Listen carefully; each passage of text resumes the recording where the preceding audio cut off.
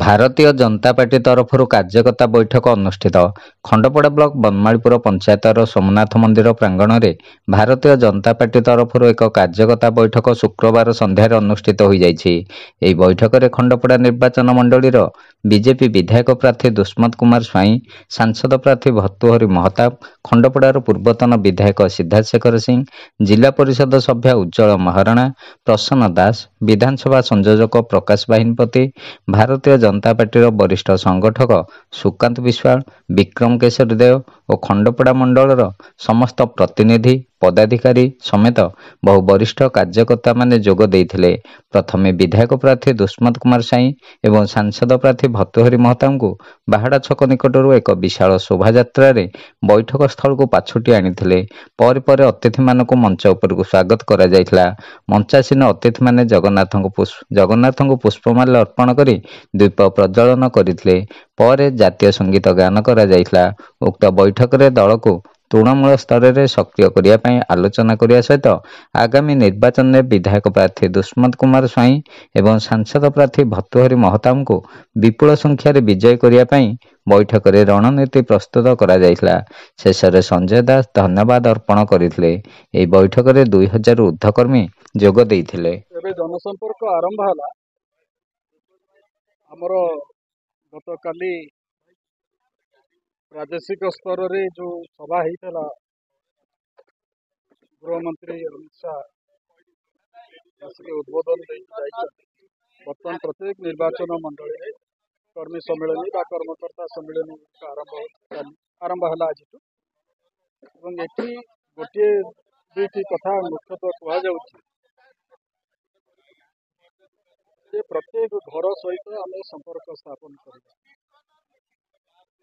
ଓଡ଼ିଶାରେ ଭାରତୀୟ ଜନତା ପାର୍ଟିର ଶାସନ କେମିତି ଆସିବ ସେ ବ୍ୟବସ୍ଥାଟି ଆମେ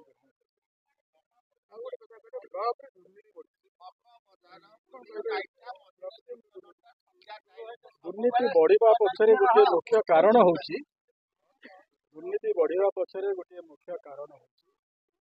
ଭୟ ନାହିଁ। ଯେଉଁ ଭୟଟା ରହିଲେ ଲୋକ ପାପ କାର୍ଯ୍ୟ କରିବାକୁ ଡରେ, ସେ ଭୟ ଚାଲିଯାଇଛି। କାରଣ ଉପର ସ୍ତରରେ ଯେଉଁ ପ୍ରକାରର ଦୁର୍ନୀତି ହେଉଛି, ତଳ ସ୍ତରରେ ଦୁର୍ନୀତିକୁ ରୋକିବ କି? ପ୍ରଥମ ଏହି ନିର୍ବାଚନ ଜରିଆରେ ଉପର ସ୍ତରର ଦୁର୍ନୀତି ରୋକିବା ପାଇଁ ବା ଶାସନ ବଦଳାଇବା ପାଇଁ ଉଦ୍ୟମ ହେଲା। ତଳ ସ୍ତରର ଦୁର୍ନୀତି ମଧ୍ୟ ଯେଉଁମାନେ ଶାସନରେ ଅଛନ୍ତି ଏବଂ ସେଥିରେ ବିଶେଷ କରି ଦୁଃଖ ଲାଗୁଛି, ପରିତାପର ବିଷୟ, ବିଶେଷ କରି ଅଫିସର ମାନେ ମଧ୍ୟ ସିଧାସଳଖ ସାମିଲ ହେଇଛନ୍ତି। ସେଇମାନଙ୍କ ଯୋଗୁଁ ବେଶୀ ପରିମାଣ ମୁଖ୍ୟମନ୍ତ୍ରୀ ଯେମିତି ଆପଣ ଭାବିପାରିବେ, ଜଣକର ନୀରବତା ବା ଜଣକର ସ୍ଥାଣୁତା ଅନେକ ପ୍ରକାରର ଅସୁବିଧାକୁ ଡାକି ଆଣେ। माननीय प्रधानमंत्री को आपकी बात 400 पार वो सीट ସେଥିରେ କଟକ ମଧ୍ୟ ସାମିଲ ହଉ ସେଇ ଉଦ୍ୟମ ଆମେ କରିବୁ। नमस्कार, शुभेच्छा। आज आम प्रथम कार्यकर्ता सम्मेलन करूँ। आमर माननीय महोदय आसते अन्य समस्त कार्यकर्ता मान समस्त उपस्थित थे। आमर मुख्य उद्देश्य है केमी सुचारू रूप से बूथ कमिटी करूँ, वार्ड कमिटी करूँ, लोक मान पाक जीवु। बर्तमान जो भाई भाव में अराजकता चली 25 वर्ष है लोक मान बुझेबू। नरेंद्र मोदी यशस्वी प्रधानमंत्री नरेंद्र मोदी जो कार्यक्रम सब कर बर्तमान सारा भारत वर्ष जार आज इफेक्ट सारा विश्व में पड़ी आम साधारण गरीब प्रतिक्रिया मूल्य पाखे पहुँचू। नरेंद्र मोदी कार्यक्रम जहाँ कर बुझेबू और केमी बाजीमात करूँ खंडपड़ा निर्वाचन मंडली डबल इंजिन सरकार हम